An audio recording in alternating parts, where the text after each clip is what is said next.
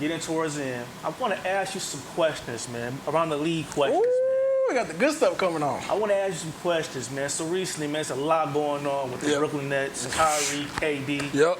You know, what is your predictions on those two? Is KD going to stay? KD going to leave? Is Kyrie going to stay? Is Kyrie going to leave? What is your predictions? What is your sources telling you? I think they're going to both leave, but I don't think it'll be at the same time. Okay.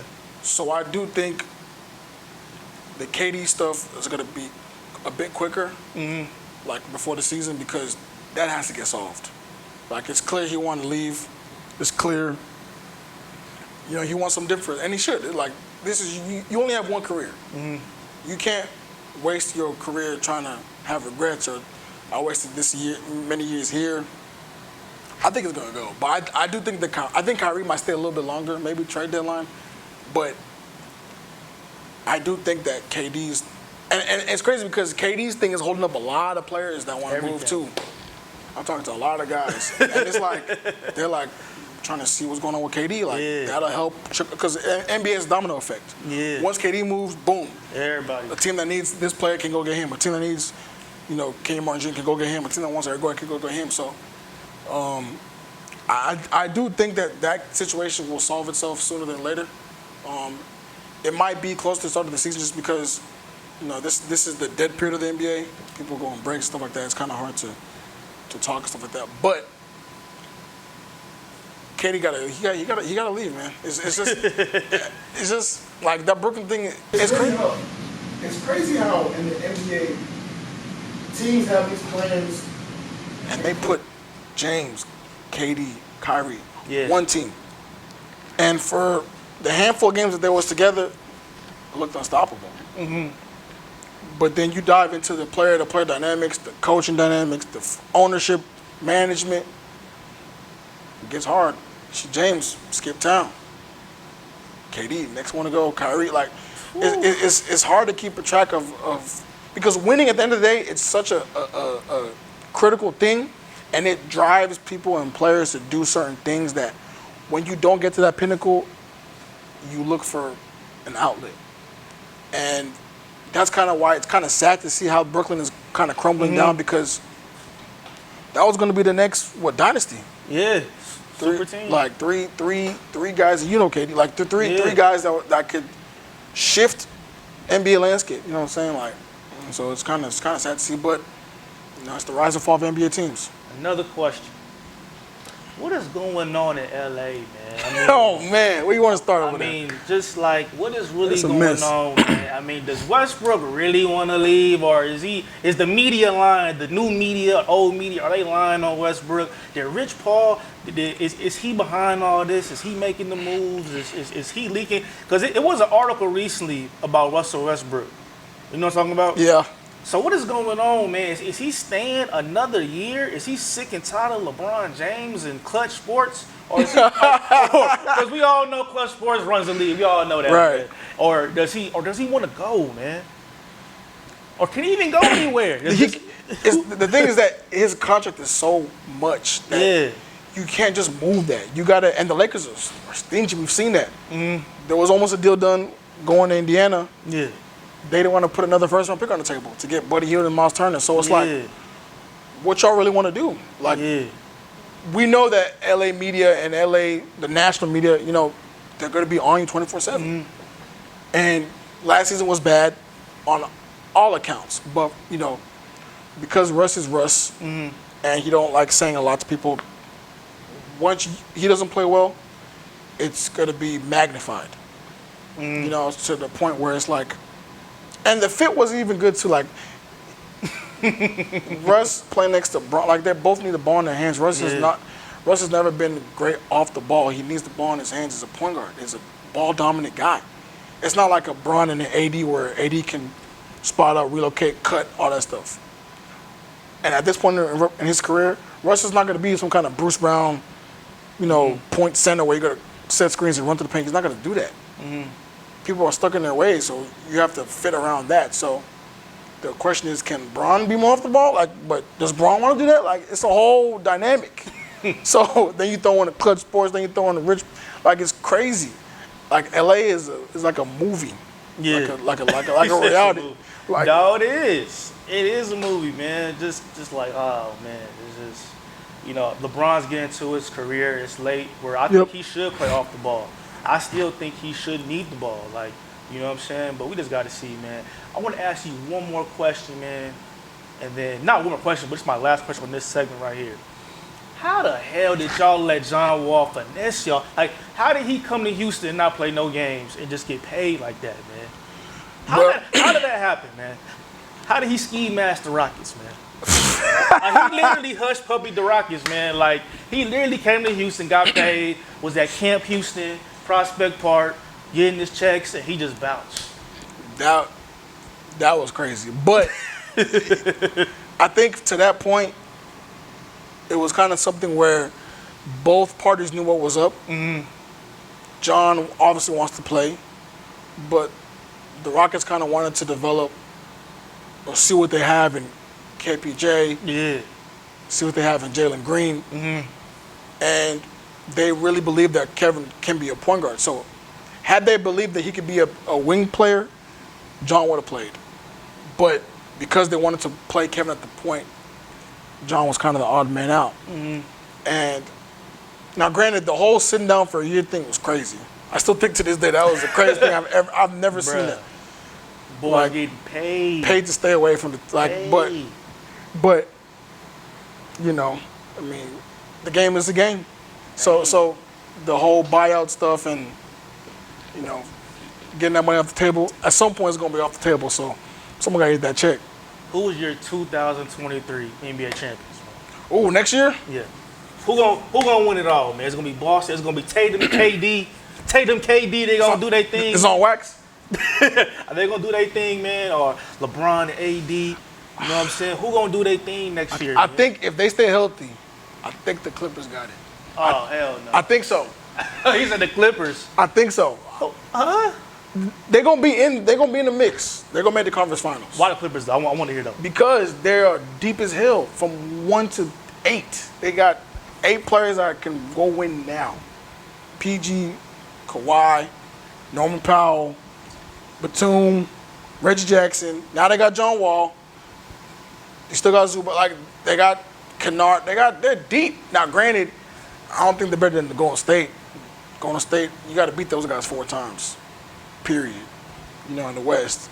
Everyone else in the West, if the Suns get KD somehow, some way, throw them in there. Just skip to May, skip to the parade, it's done. But right now, you got to show me that you've beaten Golden State 4 times. Mm-hmm. What team in the West is doing that? Memphis, no. Dallas, no. Lakers, hell no. Who else is over there? Utah, they're done. Like, it's not a lot. It's slim pickings right now. The Timberwolves, no. So the best team that can beat those guys is the Clippers. They're built at least to beat those guys. A lot of guys that can switch.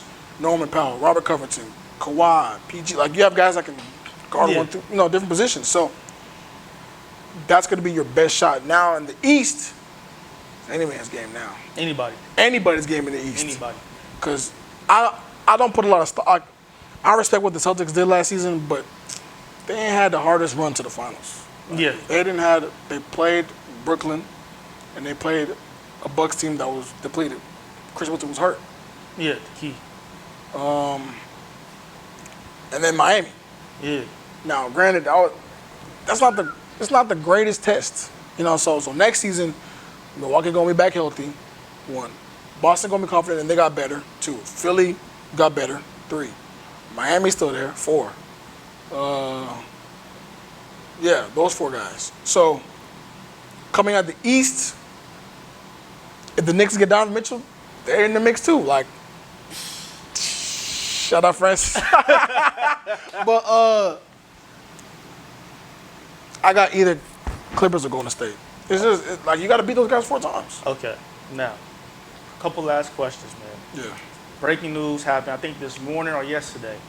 Draymond Green Man. said he wants a max. He wants a 4-year extension. Is he gonna get paid, man? Is Golden State Warriors gonna give him that contract, or he gonna be cool on and go to LA, man? They don't have a choice.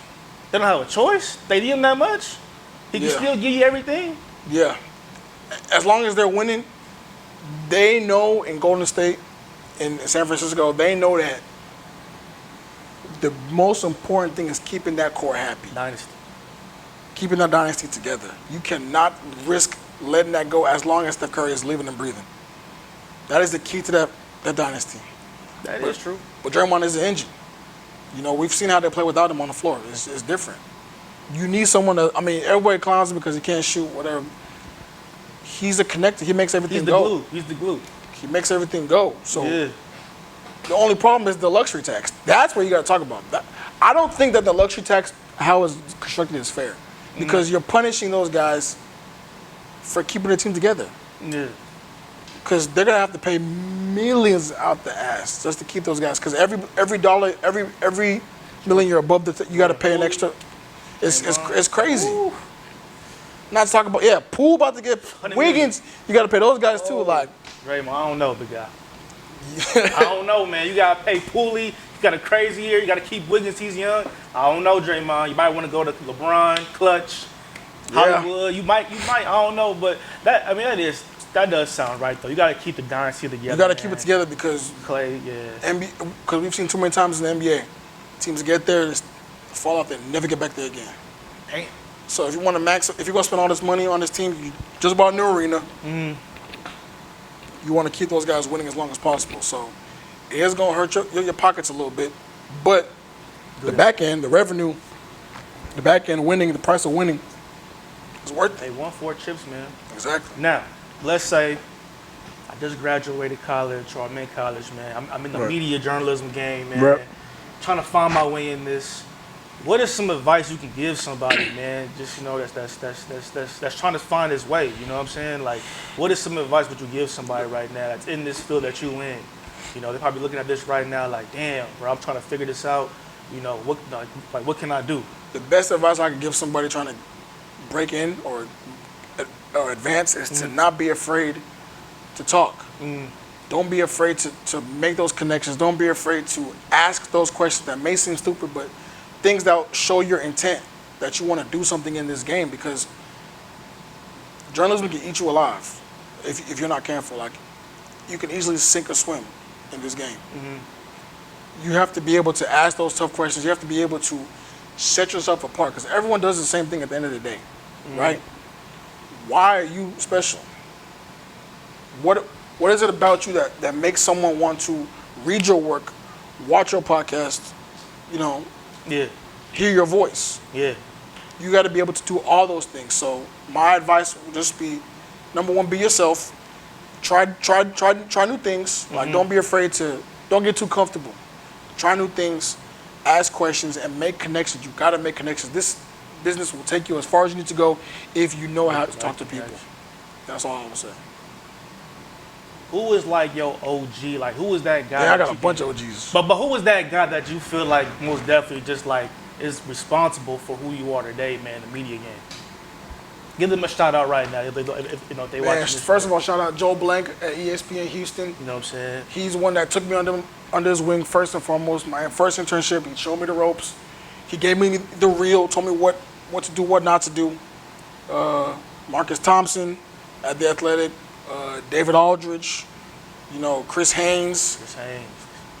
Guys that showed me love and showed me the ropes, because this business can be kind of selfish sometimes. I can only imagine. People got to look out for themselves. Yeah. Like, why should I give a fuck about you?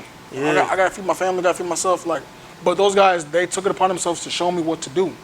Tony Jones, all those guys, like, and it's crazy. Even some of your peers, like people your same age, that you would, people that give you advice, like guys like Fred Cash, James Ellsworth, like guys that you can communicate with on a daily basis, and Jared Weiss, like guys that can just help you.